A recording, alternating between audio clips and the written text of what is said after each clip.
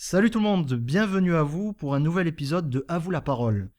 Le précédent épisode a été une vraie réussite, j'ai pris beaucoup de plaisir à l'enregistrer avec les abonnés.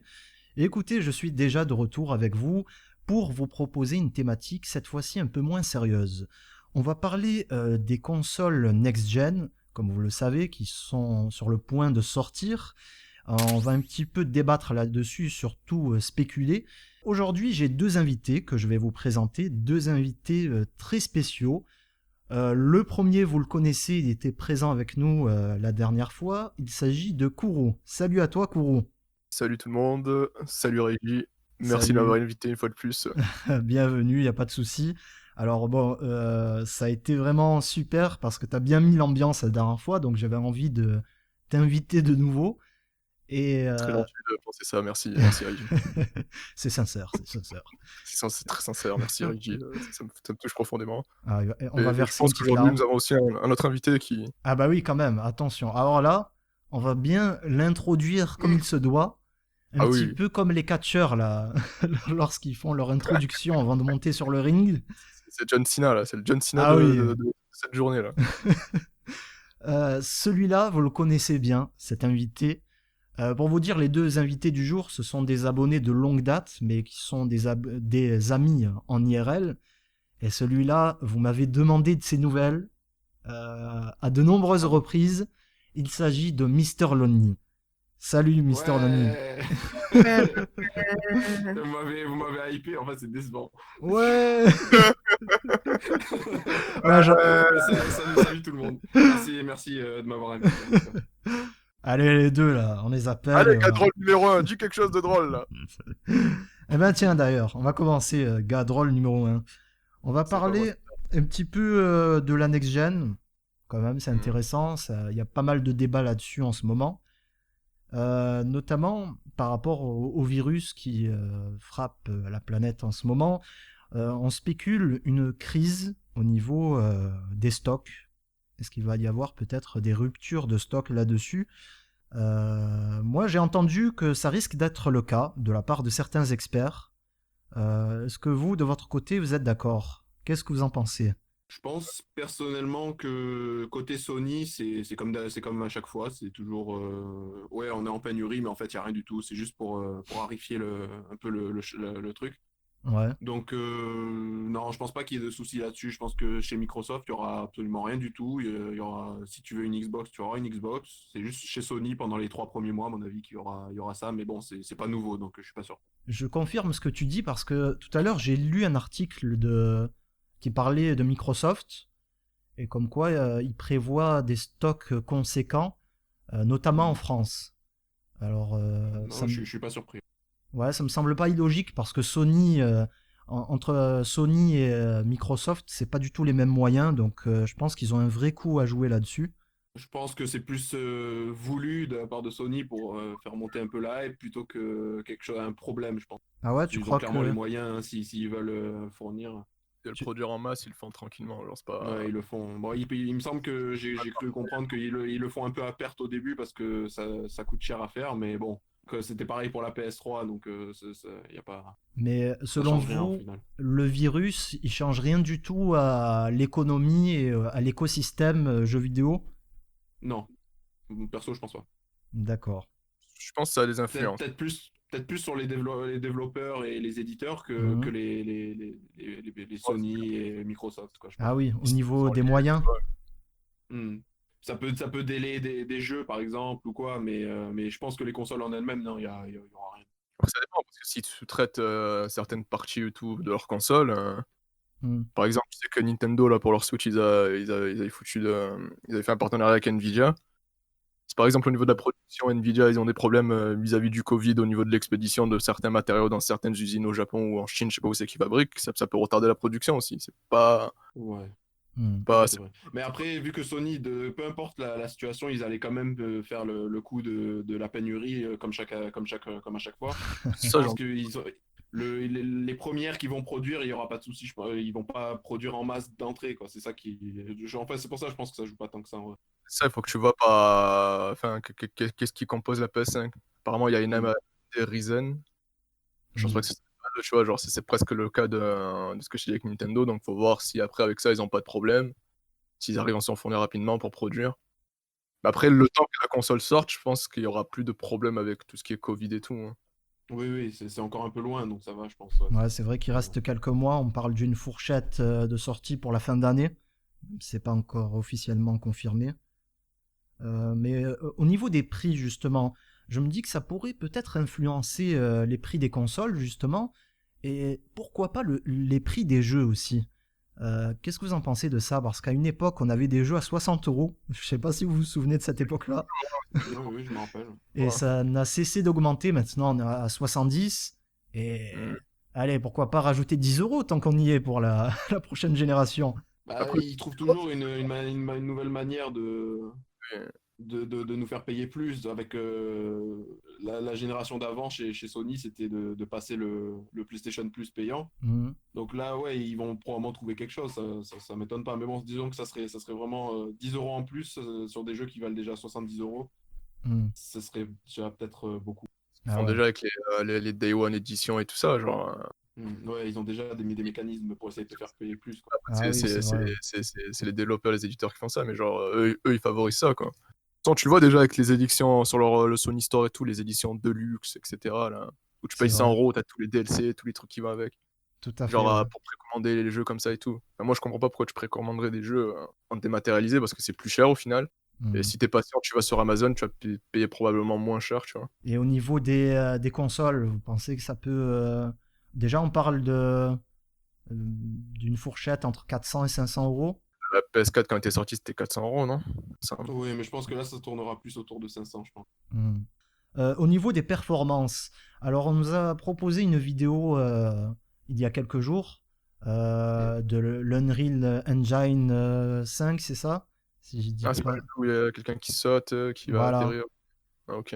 Et on Ouais. voit des sortes de séquences de gameplay à un moment. C'est vrai que c'est époustouflant. Est-ce que vous, ça vous hype? Est-ce que vous pensez qu'il y aura vraiment une progression, une marge de progression sur les graphismes, ce genre de choses? Non, en vrai, sincèrement, enfin, si je peux me prononcer sur ça, moi, quand je joue à un jeu, ce qui m'intéresse principalement, c'est pas les graphismes en soi. Mhm. Parce que tu peux prendre des jeux qui sont très, très beaux, mais au gameplay, c'est fade, y a rien, donc tu t'ennuies au final, même si le jeu reste beau. Donc c'est pas ce qui m'hype le plus. Genre Mhm. pour un jeu, on va dire de cette génération, on va dire objectivement, pour un jeu de cette génération, le minimum, c'est qu'il tourne au moins à 60 FPS.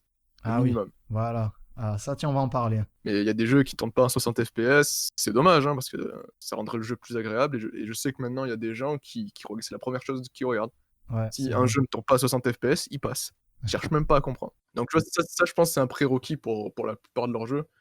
Parce qu'il y a des jeux qui tournent en 60 FPS, mais c'est pas constant, tu vois? Ça drop des frames quand il y a des actions, des éléments de gameplay qui sont dynamiques, et cetera, donc c'est pas constant. Donc ouais, Mm. je pense que c'est l'une des priorités d'avoir des jeux en 60 FPS avant d'avoir des beaux graphismes. Moi, c'est ce que je Mhm. pense en tout cas, parce que c'est pas ce qui m'intéresse de faire un jeu avec des beaux graphismes si, comme je l'ai dit tout à l'heure, le gameplay est fade. Ouais, de la fluidité, quoi. C'est par exemple Ouais. là, le jeu qu'ils nous ont montré à l'Unreal Engine, à la Tech Demo là. Mhm. Alors c'est beau, hein, c'est magnifique, hein, tu vois? Ouais. C'est bien foutu, tu vois? Mais genre, si tu fais que marcher et regarder, tu joues à Journey, c'est pareil, hein. Ah oui, oui, c'est sûr. Ça, c'est le débat gameplay, graphisme. Bien Ça, évidemment, ça entre en compte. Après, voilà, le gameplay, je pense que ça, comment dire, l'expérience gameplay, elle va pas être spécifique par rapport à ces consoles-là. Ça va être plutôt non, par non, rapport aux c'est sûr. développeurs, ce qu'ils vont nous proposer avec leur ingéniosité. Mais c'est sûr que la performance, ça va être spécifique aux consoles. Donc, Mmh. effectivement, on peut en attendre. En tout cas, il y a des gens qui en attendent beaucoup. Et c'est un argument de vente pour franchir Beh, c'est ça, c'est un cap. accessible, enfin de nos jours, c'est ça, c'est le plus important, les graphismes et Tout à fait. Moi, je pense personnellement que sur cette génération-là, ça va être plus. Ça va pas forcément tourner autour de l'amélioration sur les graphismes, mais plus l'optimisation de jeu. C'est-à-dire, comme tu l'as dit, les 60 FPS, les temps de chargement, la qualité d'image, le fait que ça tourne mieux. Plus l'expérience de jeu globale, la qualité, plutôt que les graphismes. C'est-à-dire que les graphismes, ce qu'on a sur PS4, etc., en ce moment, bon, c'est déjà très bien. Il y a déjà, ça Mmh. avance. c'est C'est vrai que même difficile de ouais, faire beaucoup mieux. C'est plus d'améliorer les petits défauts qui vont à côté avec ça. C'est-à-dire que la PS4 est peut-être pas assez puissante pour charger rapidement les beaux jeux, ce genre de choses. Donc ça va être plus joué sur ça. les faire tourner en 60 FPS. Donc ça, c'est plus sur ça qu'ils se basent, je pense, sur cette génération, plutôt que les graphismes directs. Le truc, moi, je pense qu'ils vont quand même jouer sur les graphismes parce que tu prends tout ce qui est PC à côté parce que maintenant, tu as la plupart des exclus qui sortaient sur console de salon, genre tout ce qui est PS, PS4, Xbox et tout, ça sort sur PC. Bon, pas tout, hein, mais la plupart des jeux sortent sur PC. Et je pense que le PC, en fait, l'avantage, même si ça coûte très cher, c'est que tu peux modifier ta config quand tu veux, où tu veux, comme tu veux. Et que les jeux sur PC coûtent moins cher que les jeux sur console. Et le truc, en fait, c'est que faut que tu réussisses quand même à attirer les gens. Genre, tu peux proposer des jeux. Par exemple, je veux dire, si tu prends un jeu que tu sors sur PC et qui tourne mieux sur PC, il est 100 fois mieux sur PC, et que t'as les deux supports, tu vois. Ouais. Ah oui, Enfin, c'est je vois sûr. pas qu'est-ce qui peut pousser à l'acheter sur PS5, et encore moins si t'as un PC qui te permet de faire tourner un jeu. Je vois pas pourquoi tu irais acheter une PS5 pour ça, tu vois.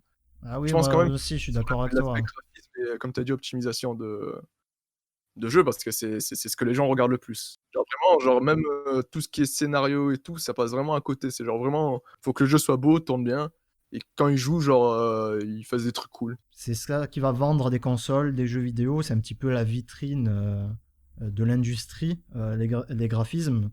Donc Ouais, c'est ça.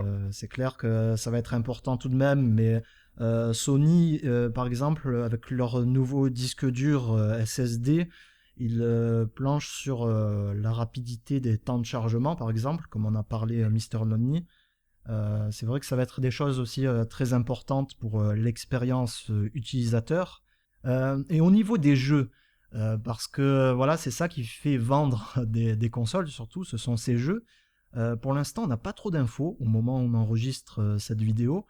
Est-ce que vous avez des attentes particulières? Pas de série particulière que j'attends. Enfin, moi, ça me dérange pas de jouer à un jeu du temps qu'il est bien fait, que le gameplay est intéressant, même au niveau du scénario et tout ça, mais j'ai pas d'attente particulière pour ces générations de consoles. Ok, et Mister Lonely? Moi, ce serait plus des choses qu'on a déjà plus ou moins entendu des rumeurs, donc j'ai pas énormément d'idées, mais je sais déjà qu'il y a un deuxième Spider-Man qui est prévu en 2021 sur PS5, donc ça, ce serait intéressant. Ouais. Euh, J'imagine que la suite de Final Fantasy Remake qui va sortir sur PS5 et pas PS4, donc j'imagine que ça aussi, ça va être peut-être intéressant à suivre. Ah oui, Après, voilà, le ça, truc, c'est qu'on n'a pas trop, on n'a pas trop d'annonces, donc ouais, c'est pas officiel encore.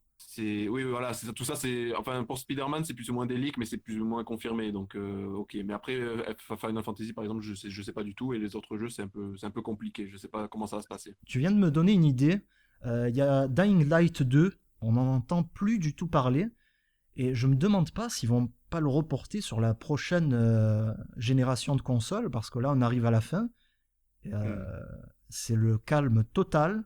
Ben, je pense que c'est le genre de jeu qui sortira sur les deux, hein, Ah ouais. Ouais, ils font ça, mais hein. bon, faudra voir. Hein, ils donnent aucune info, donc automatiquement. Moi je voudrais parler d'un jeu.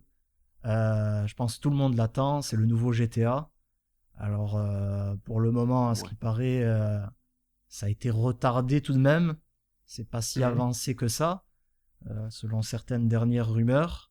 Mais c'est clair que Hmm. moi, personnellement, j'ai hâte de voir ce qu'ils pourraient faire sur cette nouvelle génération de consoles Rockstar, avec un monde ouvert. Ça risque Mhm. d'être complètement fou, quoi. Hein. C'est clair, en voyant ce que font certains. Bah, disons que je me suis posé la même question quand il y a eu la transition avec la PS4 en me disant ouais j'ai hâte de voir GTA 5 vu que GTA 4 il est déjà exceptionnel, etc.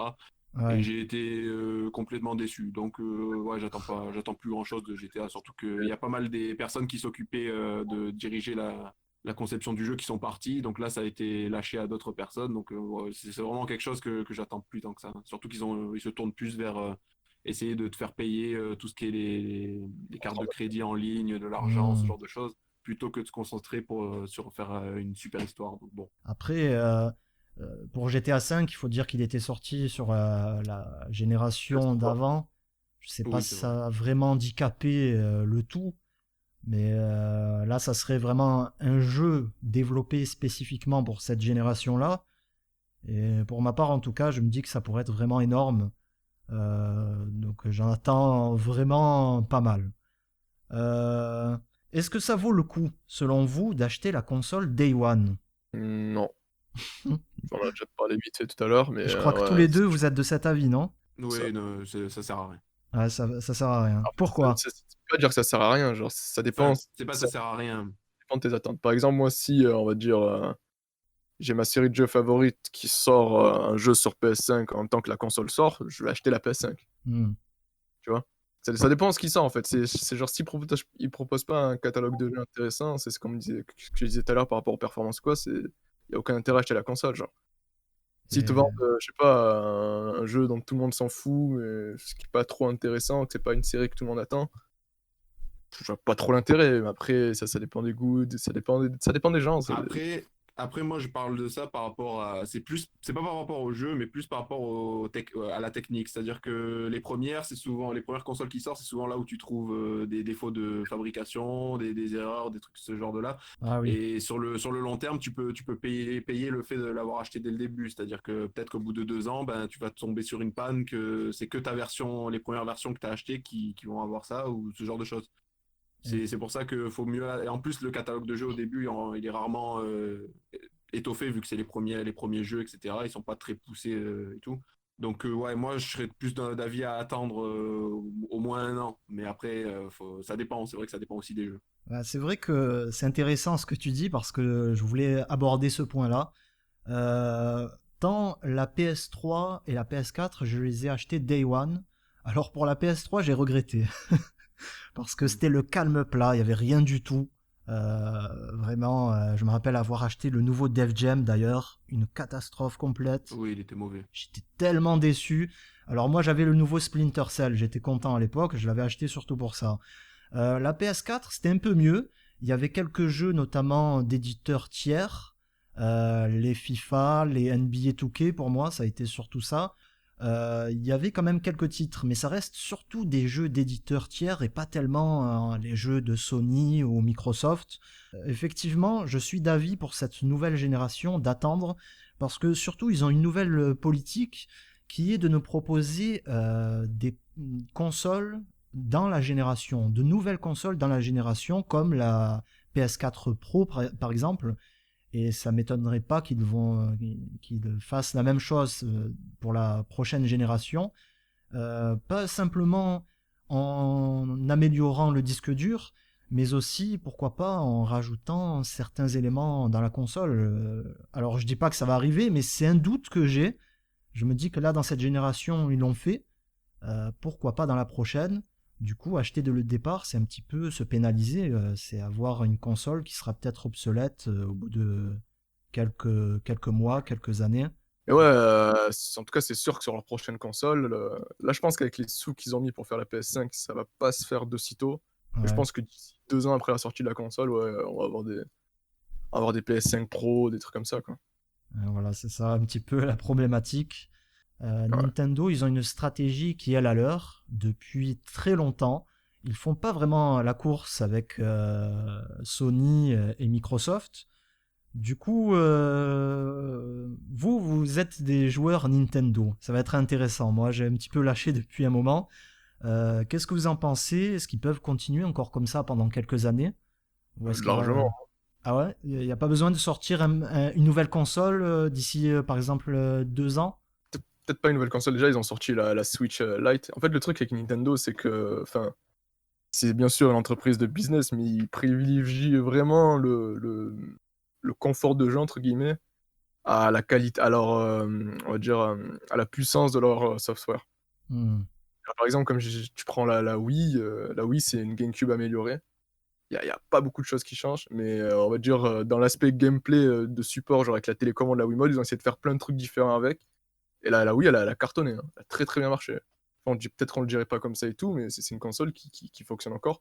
T'as même par exemple les jeux Just Dance qui sortent encore sur Wii. Ah ouais, c'est dur. Et après, le truc, c'est que genre là, ils commencent à se faire reprocher le fait qu'ils soient pas à jour. Enfin, ils se le faisaient déjà reprocher à l'époque de la Wii. Ils ont essayé de le faire avec la Wii U, genre en proposant des jeux HD. Hmm. Bon, la Wii U, elle a complètement bidé parce que. Et genre la console, déjà, elle était à la ramasse parce que la Wii U, ce qu'elle te proposait, c'était des graphismes de jeux PS3, quoi. Voilà, c'est ça, ouais. Donc ça les dérange pas trop, quoi. Voilà, non, comme je te disais, les graphismes, c'est pas ce qui les dérange le plus, c'est vraiment tout ce qui est support de jeu. Par exemple, tu prends la Nintendo Switch, genre ils ont réussi à faire un truc correct, mais bon, c'est pas non plus oufissime. Mais c'est déjà bien, par exemple, tu prends ta Switch, tu peux jouer à Zelda où tu veux, et cetera. Mmh. Tu aussi, par exemple, pour faire des jeux à plusieurs, genre tu prends un Joy-Con, tu passes la manette à ton pote, il est à côté de toi, tu joues ensemble. Ils ont toujours privilégié ça, tu vois? C'est vraiment dire leur com, quoi. Leur com, elle est basée sur ça, quoi. C'est le jeu, c'est fun, faut le partager avec les autres et Mmh. il faut y jouer, tu peux y jouer quand tu veux, où tu veux. Et le pire, D'ailleurs, c'est ils que ont ça marche, hein. Ils non, mais ça continuent marche, comme hein, ça ça marche. et ça marche très bien pour eux. Bah, Nintendo, en fait, c'est ça, ils sont toujours basés sur ça et le truc, c'est que Nintendo, ils jouent surtout sur la nostalgie aussi. Genre à ressortir, par exemple,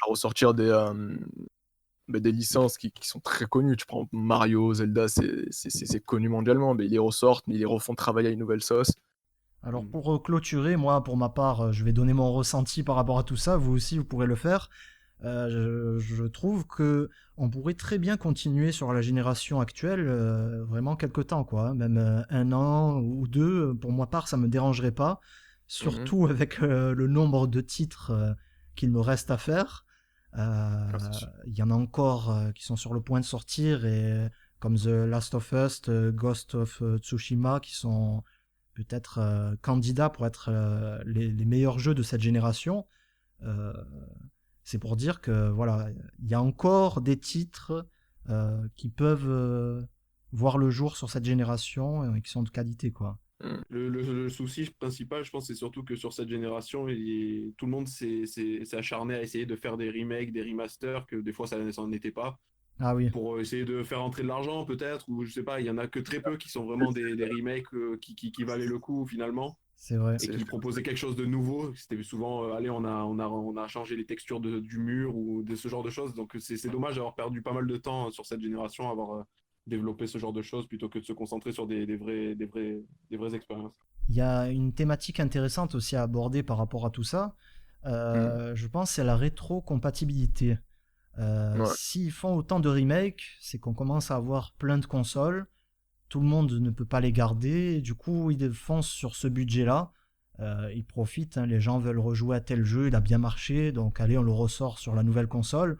Et ça, je vous avoue que c'est une déception. On n'en a pas parlé dans notre discussion, mais j'aurais aimé qu'ils nous fassent par exemple une PS5 rétro-compatible toute génération, quoi. PS1, 2, 3, 4 et 5. Ça aurait C'est été. pas le cas, ou c'est peut-être la Xbox, je sais plus, mais je crois qu'il y en a une des deux qui va le faire, ça. La Xbox One, elle fait déjà rétrocompatibilité avec certains jeux de son Mm. Sony, il me semble que non. Ils ont annoncé qu'il y aura. Il y a une liste déjà qui commence à apparaître pour Sony.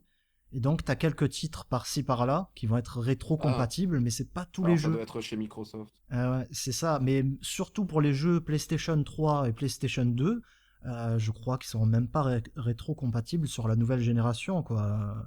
Peut-être que je me trompe, hein. Mais en Bah tout après, c'est cas. normal, ils les ont tous remaster dans cette génération, donc c'est bon. Mais tu vois, je trouve ça dommage, surtout pour ces jeux PS2, parce que entre nous, on aime bien, avec Kuro et Lonely, on aime bien faire ces journées jeux vidéo où on joue à des jeux old school, notamment les jeux PlayStation 2, et c'est super fun, quoi.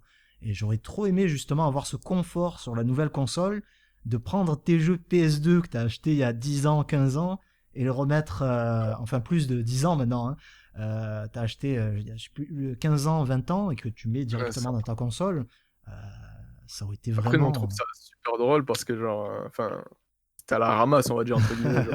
Quand on compare maintenant, c'est à la ramasse, genre. Parce que tu as des jeux de l'époque qui sont très, très bien, mais il y avait des jeux obscurs parce que vu qu'il y avait pas internet, tu peux pas trop te renseigner sur les jeux, Voilà, ouais.